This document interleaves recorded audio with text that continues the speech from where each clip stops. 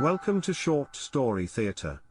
The dictionaries tell us about karma. They say karma is the sum of a person's actions in this and previous states of existence, and it is viewed as a major factor in deciding their fate. Karma will always have her way, but as Bill Russo tells it in his short story, Karma and the Little Girl from Provincetown. Karma needs a bit of a push, a nudge in the right direction. As our story opens, it's near Christmas and all is not well for a family in Provincetown. An enterprising young lady has plans to change things for the better by doing battle with the richest man on Cape Cod. In the tiny city of Provincetown, on the tip of Cape Cod, there lived a poor fisherman and his wife. They had a sweet young daughter named Maria. Their home, a ramshackle cottage, not far from Commercial Street, was threatened daily with destruction by the rise and fall of the sea. In summer, the man, whose name was Francisco da Silva, began fishing every day at sunrise, from his small boat and brought his catch to sell at the wharf, just as the sun was setting in the harbor. His profits were enough to buy bread and milk, but little more. In winter, the family survived off the summer cash, until it was gone. Afterwards they existed until spring on little more than love. On December 25th at the turn of the century, the world was preparing for the 2000th birthday of the man from Nazareth. The Da Silva household was doing their best to get ready for that celebration, and one more, it was also the 12th birthday of Maria. She had been born on December 25th in their drafty cottage, after the family had been turned away from the John Barclay Medical Center, for having no money and no insurance. It was a difficult birth, but a kindly neighbor lady helped, and both mother and daughter were fine. I'm Philomena Pires, I was the midwife who helped that night. I'll tell you this. Maria came out with her eyes wide open and alert. It's rare, but I have seen it before. It usually means the child will be healthy and vigorous. There are some who say something else. They say that such a child may develop second sight, or may become a seer. As time went by, Maria was that and more. She was one of the smartest students in the entire 7th grade. There were 215 students in the Provincetown school system, grades K through 12, that year. Maria's class was the largest with 27 pupils. A problem with the heating system caused an early Christmas break. Maria helped her mother with holiday preparations. They knitted new mittens, scarves and hats for presents for each other, and made cheery Christmas cards by coloring in seasonal pictures from the newspaper and pasting them on cardboard. As always, Maria's dad Francisco tried to get winter work. He was able to make a few dollars by shoveling snow left by the storm that had helped to overburden the school's creaky heating system. He made just enough money to be able to buy a wonderful holiday dinner for his family. The table would overflow with turkey and ham, grapes and apples, wine and eggnog, and chocolates and candy canes. There would not, however, be enough money for the one thing that Maria had desired for 2 years, a shiny bicycle like the one in the window of the toy store. In desperation, Francisco walked to the medical center owned by John Barclay, the wealthiest man in town. As he trudged through the snow into the parking lot, he saw Mr. Barclay getting out of his car. He gave some instructions to his driver and began walking to the entrance of his healthcare building. Mr. Barclay. Hey, Mr. Barclay. Hold up a second. Can I speak with you? I'm busy, Da Silva. I'm a busy man, Da Silva. Do you hear? Some of us on Cape Cod have to work, year-round. We can't all be lucky enough to have a summer job. Work is what I want to talk to you about, Mr. Barclay. If I could just have a few days' employment, so that I can buy my family a Christmas present, and it's my daughter's birthday as well. You should have saved your summer fishing money instead of begging me for.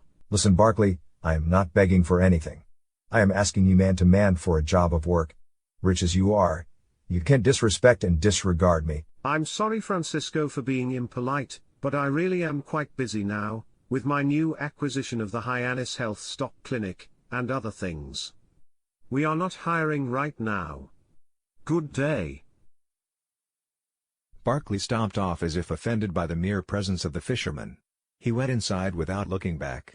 Barclay was flush with cash, after unloading 500 acres of mostly useless land, in a town off the island of Cape Cod. He had successfully spread a rumor that the property was eventually going to be the site of a gambling casino, to be operated on behalf of the Wampanoag tribe of Native Americans. The lie grew a veneer of truth when the tribe expressed momentary interest. When that interest died down 6 months later, It was too late for the investment group that had paid many millions to Barkley, for land worth at most a few $100,000. When questioned about his shady deal, Barkley said, "Caveat emptor, let the buyer beware." That's an old Latin saying and it's still true today. I'm not to blame for anything. Caveat emptor. Francisco de Silva, for his part, continued his search for a job of work. The community was home to less than 2,000 year-round residents, so there were few places to look. That night at a meager supper he told his family what had happened when he tried to get work from Barkley. "Don't be sad, Daddy. I'm only 11 years old, soon to be 12, but as sure as my name is Maria, I guarantee you, Daddy, that Barkley will be served a little dish of karma soon enough. And usually once karma starts putting things on a person's table, bad things happen.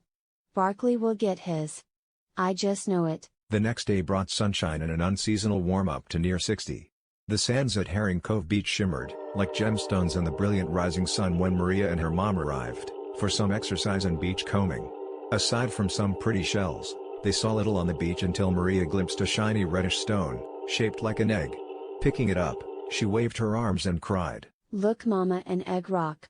I never expected to find such a treasure on the beach. It's a real egg rock. See how round it is. How smooth it is. And notice the gorgeous red hue." It's very pretty, Maria, but what is an egg rock? "Oh Mom, it's very special. An egg rock is an unusual stone. It is not just shaped like an egg, it is an egg. It's said that sometimes there is a gem inside. When the rock is cracked, out may tumble a diamond, or a giant ruby. You never know what's going to be inside. I know that this is a good luck omen. Let's walk home by way of Commercial Street. Maybe we can go in the toy store and just look." But Maria, I feel so bad. You know we cannot buy you the bike. Your dad and I tried, but we just... "Don't worry about that, Mama. I think everything is going to work out just fine." Warm sunshine during the morning melted the snow, and the sidewalks were bristling with people taking advantage of the fine weather. Many shops were closed for the season, but several restaurants and galleries were open. The toy store had set up a sidewalk display, highlighted by a shiny new blue Raleigh bicycle with 3 speeds, just like the original English bikes. This was the very bike that Maria desired. Last-minute shoppers queued around piles of wooden soldiers, board games, hockey sticks, baseball gloves, and huge stacks of the year's most popular electronic item, the PlayStation 2. Maria noticed that John Barkley was among the crowd looking with excitement at Sony's new game system. She knew that Barkley was interested in anything that was new and expensive. Johnny Dimple, the owner of the toy store, was showing Barkley the assortment of games available for the PlayStation 2. It was common knowledge that the millionaire had a young granddaughter who he doted on. Dimple knew that he had a potential sale of hundreds of dollars, maybe more. Maria recalled the talk with her dad about karma. She had an idea. She began chatting excitedly, more than loud enough for Barkley to hear. "No, Mama, I really can't trade an egg rock for a bicycle. What if the egg rock has a gem? Mama, a gem inside would be worth 100 bicycles. No, Mama, I simply cannot do it, no matter how much I admire the very honest and astute Mr. Dimple and his store." What are you talking about, Maria? "Mom, just play along. In just a minute you'll see what this is about." Maria kept up the patter, and her mom joined in. Finally both Mr. Dimple and the old skinflint, Barkley, were curious enough to wander over to join in. "Hello, Maria.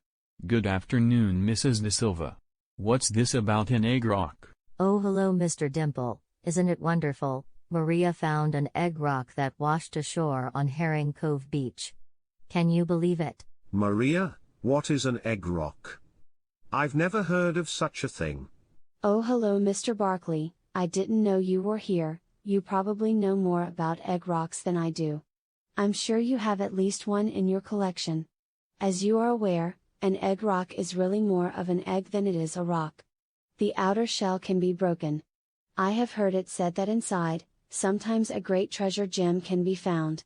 You know, just like discovering a pearl in an oyster." I told you, child. I've never heard of an egg rock. What about it, Dimple? Is there such a thing? "Well, yes, Mr. Barkley. I have seen them advertised for sale in the newspaper, though I have never had any in my store." Maria is thinking of cashing it in, so that she can buy the blue Raleigh bicycle. No, Mom. I told you that I want the bicycle, but I don't want to give up the egg rock. I think that it's good luck.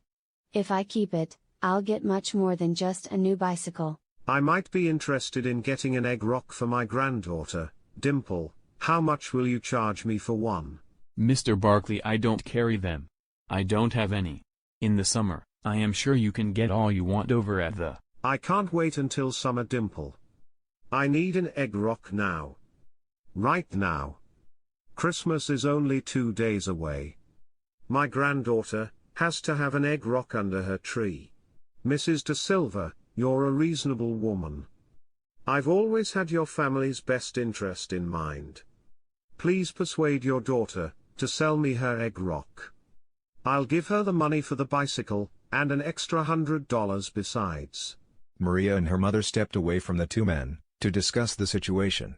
As Mr. Barkley and Johnny Dimple looked on, they couldn't hear the words that were spoken, but it was obvious that Mrs. De Silva was having a hard time convincing Maria to part with the egg rock. Finally, after much pleading by mother to daughter, Maria agreed to the sale. I will sell you this egg rock, Mr. Barkley. But I cannot guarantee that this particular egg rock will have a rare and valuable gem inside.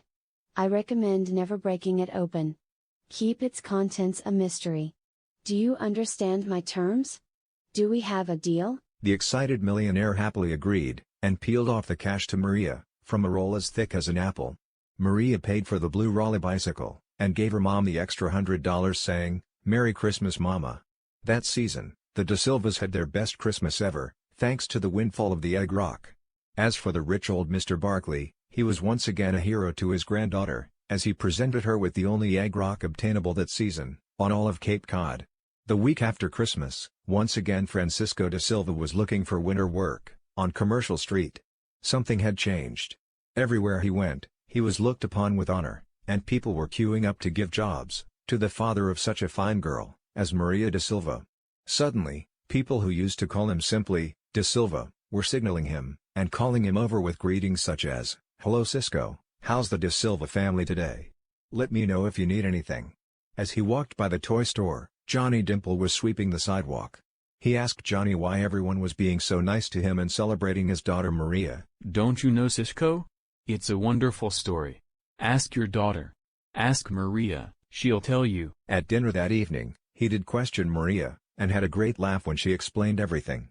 She gave her father a clipping from last summer's advertisement from the town hardware store, and told him to bring it to Mr. Barkley. She also gave him a message to deliver. Cisco walked to the parking lot of the John Barkley Medical Center, and waited for the driver to open the door, so the great man could step out of his luxury car. Mr. Barkley. Oh, Mr. Barkley, hold up a minute. Hold up a minute, I have something for you from my daughter Maria. Oh, hello, De Silva. Please make it quick. I'm a busy man. What have you got for me? Cisco handed Barkley the advertisement from the hardware store. It read, "Now at Town Hardware, egg rocks. $10 for 1 cubic foot of egg rocks. Perfect for landscaping. Round and smooth. They look like eggs." Barkley read the advertisement, and looked up at Cisco with a scowl growing on his surprised face. Before he could say anything, Cisco added, "She said to give you a message. Caveat emptor, let the buyer beware." That's what she said, Mr. Barkley. Caveat emptor. Let the buyer beware. When karma attacks, she is powerful and vindictive. Sadly, in our everyday life, far too often, we see situations where karma has missed the boat. If your days and nights are troubling, and there's a John Barkley stomping on the garden of your life, perhaps a week or two on Cape Cod will help. Get on the old King's Highway at the Sagamore Bridge, and travel all the way to the end of the earth, Provincetown. Wander down Commercial Street, and ask for the little girl from Provincetown. She lives there still, and everybody knows her. Perhaps, if your story is sad enough, or good enough, Maria will help you to serve up a big dish of frozen karma. Thanks for listening to Bill Russo's tale, Karma and the Little Girl from Provincetown. If you liked this little story, check out our other short stories and please, come back again soon. Won't you?